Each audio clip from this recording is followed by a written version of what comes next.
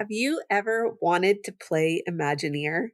I know I have. I mean, how many of us were hoping for a Monsters Inc. door roller coaster the second we watched that scene in Monsters Inc.? If you want to play Imagineer with us, today is your episode. You're listening to Castle Talk Radio. We're live on the airwaves with Becca and Jessica. This episode is brought to you by Arias Transportation. They'll pick you up from the airport and get you to Disneyland without the hassle. Be sure to visit ariastransportation.com and make your reservation now. Now let's jump into this week's episode. Okay, Jessica, football season by the time this is airing is coming to an end, but you know how they talk about being an armchair coach? When you are you're not there, you can coach better, all that stuff. You think you're a better coach. I'm an armchair Imagineer. We all should be. Yeah. So, I just think when did Monsters Inc. come out? I didn't even look this up. Everyone in the world wanted that coaster, and it took Imagineering till now to start building it and doing it. I'm like, yeah, and that's going to be at Walt Disney World. Yeah, it is. And we have some new things coming to Disneyland as well. We have the Coco ride, which I am so excited for. We have the Avatar experience, which I'm meh about. But I thought it would be fun to play Armchair Imagineer in today's episode. And I figure if we each do an experience in each park, otherwise I'm sure we could go on for hours and hours about this. So, Jessica, why don't you pick the starting park and you Imagineer something up for us? Oh, man.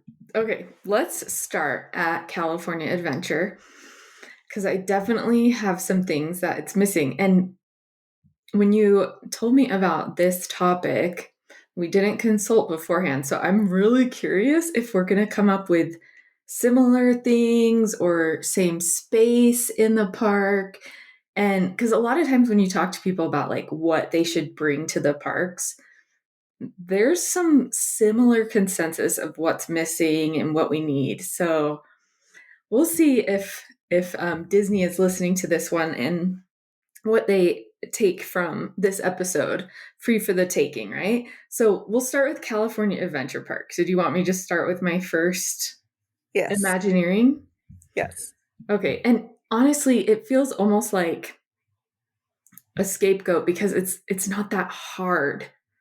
The Hyperion has been empty and it's just sitting there not doing anything for us as the consumer. And it seats around 2,000 people. I think it's a little bit less than that, but I know when it originally seated 2002. Is that the year that park opened? Whatever year 2001. 2001, that's how many seats it had the year when it first opened. And that is a huge people eater, meaning that it takes a lot of people out of lines. It gives people a place to relax, air condition, enjoy. The last couple shows they had in there, they sold concessions. So you could also bring food in and enjoy. So not only do I want to see something in the Hyperion, but I've come up with a show for them. So it's not just that simple. Okay. So we're going to tie in Hollywoodland, which is almost completely forgotten, and it may be forgotten soon enough. We don't know. Hollywoodland is just so sad right now. So we're going to make this the Buena Vista Street review. So we have Buena Vista Street, which is set in the 20s and 30s era, this Hollywood golden age, right? When Walt first came to California. So we're going to pull that together and we're going to do this type of Broadway style musical showcase in there. And it'll be like a 30-minute show, but still get up those 2,000 people, right? And it's going to celebrate that glamour and showmanship of early Hollywood and tie Hollywoodland and Buena Vista Street together. So What I imagine is it's going to be not necessarily like a scripted, like spoken thing. It's going to be like a full on musical with Broadway flair. So we're going to have like big band style sound. We're going to have jazz. We're going to have tap dancing. And it's going to be like an ensemble number. So it's not necessarily a plot, but it's like this theatrical showcase. So you could see it again and again, and it will really appeal to a lot of people. So I imagine like if we did want to do like a story, it would be this group of people in the 30s. So you picture like the costuming of what oh my goodness, what's their name? The Five and dime? singers on, yes, the Five and Dime. So like kind of clothing like that where they're coming on and they're wanting to put on this show. So we're kind of seeing them put on the show, a show within a show. And they're going to be dressing up, putting costumes like over their costumes and doing these shows. And we're going to have something like When You Wish Upon a Star, and it'll be like jazz inspired. And we'll have stuff from Snow White, like Hi Ho, and there could be tap dancing in there. We'll do a jazz ensemble with Everybody Wants to Be a Cat. We could Ooh. do swing dancing style with Friend Like Me. So, all of these like really classic sing along vibes of popular Disney show tunes. And they'll be a little bit reimagined for this show, because they're going to be done in a different style and really catchy. And then we would do something like Supercalifragilisticexpialidocious for like a finale or something. I just love live stage shows. I love all live entertainment they do at Disneyland. And something like this really pays homage to what California Adventure is, especially that land, So I would love to see that. I love that idea, so this isn't my idea that I'm gonna share, but this popped in my head while you were, Okay. talking about this. What if it was the same type of thing, but it was about Walt coming to LA and they did a whole video like, movie on that and then, like, making some of his his life making these different Hmm. and it could use all Yeah, those I could classic definitely pieces. see that, and you could almost tie in, like, that newsboy thing too that they used to have with the trolley, so I feel Mhm. like there's a lot of ways to refine this idea and put it into something that, could truly be a staple of California Adventure Park and just feels really natural and authentic. Yeah, definitely. Okay, so my idea also uses something that already exists, and it's California Adventure needs to have a character dining experience again. So before Lamplight Lounge was Lamplight Lounge, do I even remember what it was called? No, I do not. It was like it was like Ariel themed, Cove right? What Bar up top and Ariel's Grotto. areas? Okay. And there is Ariel's Grotto in Zootopia 2. That was like one of the first Easter eggs I noticed, just in Oh, case. okay. So anyways, it used to have the princesses, right? I think that should be a Pixar character meal. Like, they should open so they have brunch some days, If they did brunch the other days on, like, Monday through Thursday when it's not available or whatever for the other one, they could make a Mhm. character meal, or they could make a character meal on the brunch just on the weekends, like some of the other places have it only, certain days. So I think you could do a character breakfast brunch and then you could still have it open for the other things. And you could only do it downstairs if you wanted. You don't have to have it in both locations where characters are having to go up and down or anything like that. So that is what I think. And I think it would be the perfect tie in because you're going into, Pixar Pier and you're in this area that has all the stuff inspired like up on the walls of these characters. And so there's lots of conversational points you could have with them. Like if Miguel comes out and you're sitting underneath his guitar, Yes. then you can talk about that. Or so there's these different things that you can tie into your interactions with the characters, which is something you don't have at the other character dining locations really. No, And so it yeah. would be something super unique. And so I think that's what we should be doing over there at I California love Adventure as that, far as especially as dining. they're, like, expanding the Pixar presence in California Adventure. I think that's a great idea. Yeah. All right. So let's hop over to Disneyland Park. And this one's hard for me because it's such a classic park. I don't want to take away anything nostalgic, but I do feel like there is room for change and for adapting things. So I'm going to let you go first again. Okay. Okay, so I'm gonna go this is probably something you wouldn't expect from me in one way, but, I'm doing something to Galaxy's Edge. Is that a surprise? Yeah, a little Okay, bit. because I rarely go into Galaxy's Edge. Same. Like, just on a regular day, if I don't wanna ride Rise of the Resistance because the wait is too long, I am not wandering through Galaxy's Edge. I go there when I'm taking like a big group and we're doing like touring the parks, or if someone that I know is like a super Star Wars fan. We have talked about what Galaxy's Edge needs from the moment it opened. And I want to bring something back on the table that they cut from the original. And that is the bantha like creature that guests could ride through the land. I think it's still necessary. I think it's much needed. I can't remember exactly the full, like, original concept, but my concept would be, and maybe this matches the old one, I'm not sure, but it would operate like Main Street vehicles where you get on maybe over at Rise of the Resistance and you get off over past the Millennium Falcon and you can just ride it one way or the other way. And originally, that only, I looked at some concept art, it only seated about 6 guests. So we'd need to expand that. It'd need to be like modified. I just think that would be really cool for kids. It would be a great rider switch option if you're waiting for someone to go on Rise of the Resistance and you have little ones.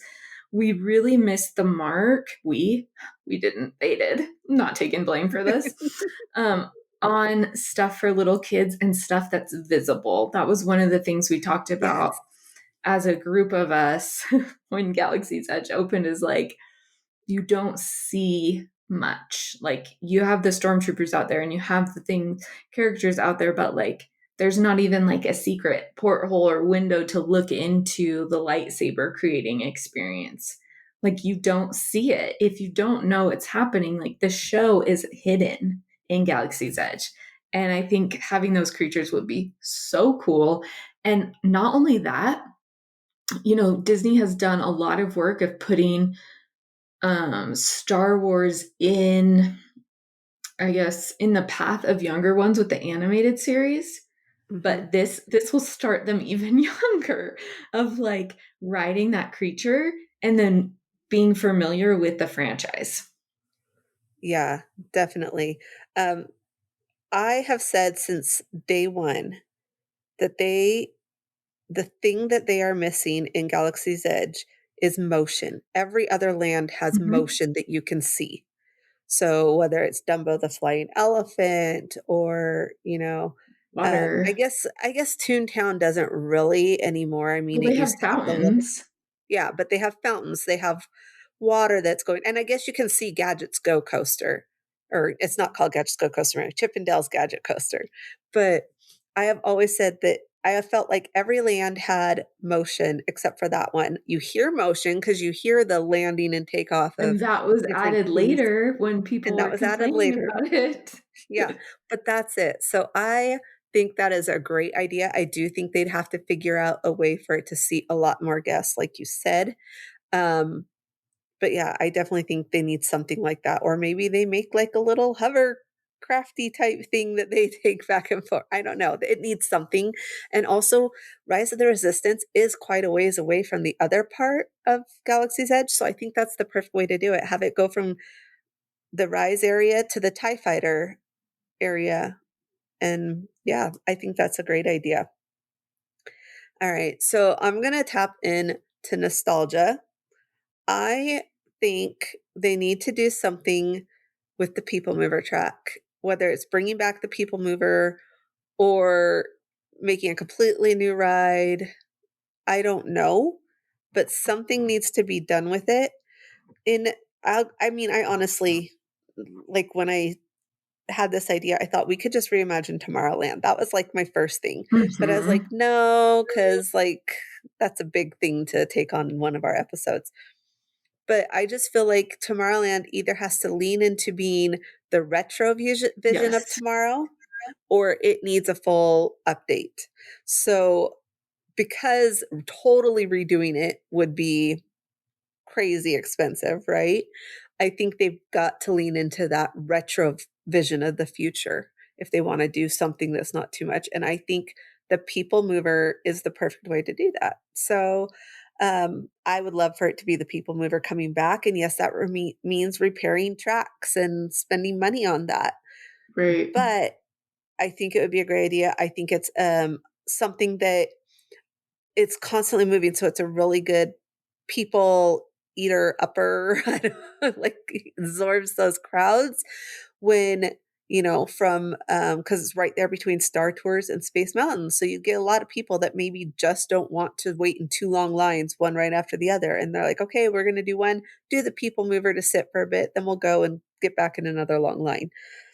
So, I don't know, I think they should do something with that or with the Star Wars launch bay, bringing back Carousel of Progress or even the House of the Future, which I love, like, not the Mhm. House of the Future, it was Innoventions, Mhm. House of the Future, and I love that. So, something needs to happen between those 2 structures, in my opinion, but Definitely, and I really like the People Mover track. I don't want that to be gone, you know? right. Like, even though we don't have People Mover, the track is such an element, like a staple of Tomorrowland. I feel like it needs to be there and it needs to be showcased. I'm gonna throw in one more before Okay. we sign off, and it's gonna be back at California Adventure. I had mentioned this in an episode before. I know I have, because it was one of my kids' ideas that we're gonna do a Mama Coco's restaurant tied to the Coco ride, and it's going to be like Blue Bayou, where it's going to be a dark restaurant, of course, with all the bright colors and lanterns and things, but you're going to be able to peek into the ride there. And it's also going to be a sit down reservations because we need more sit down at California Adventure. Definitely, we do, and I remember talking about this because it made me think of the Mexico pavilion Yes, absolutely. with the Grand Fiesta Tour, and I was like, I can totally, because like, in Epcot, you go in, and it's like a whole, like, marketplace, and then there's the restaurant and all this stuff going on, and so it really made me think of that, and, like, just listen, if we did it that way, where it also has a marketplace, you could have the family shoes that they sell, you could have a little shoe store, Oh, I love it. and even if I it's just, love like, it. decorative little tchotchkes or whatever That for is so shoes. perfect. Yeah, and so anyways, I think that would be amazing. Yeah, I really love that idea. That was a great one, that your kid had. Was it your oldest? I think it was my youngest actually. Okay. Yeah, So, it's great. I love it, and we could take away the pizza and pasta place, even though I actually like that place. It's massive for what it offers. We can Mhm. replace it with that marketplace, with the restaurant, because we know that, well, we pretty much know, according to, like, permits filed, that the Coco ride is gonna be back, in that Mhm. area, so it would just be absolutely stunning. It's going to Yeah. be anyways. Yes, I agree. Alright, well, that's all we have time for. We'll have to do another Armchair Imagineering episode in the future. Tell us what you would Imagineer down in the comments, and if you enjoyed this episode, be sure to share it and leave us a review, and we'll see you real soon. You've been listening to Castle Talk Radio. For exclusive discounts on tickets and hotels, free guides, and to listen to past episodes, visit castletalkradio.com.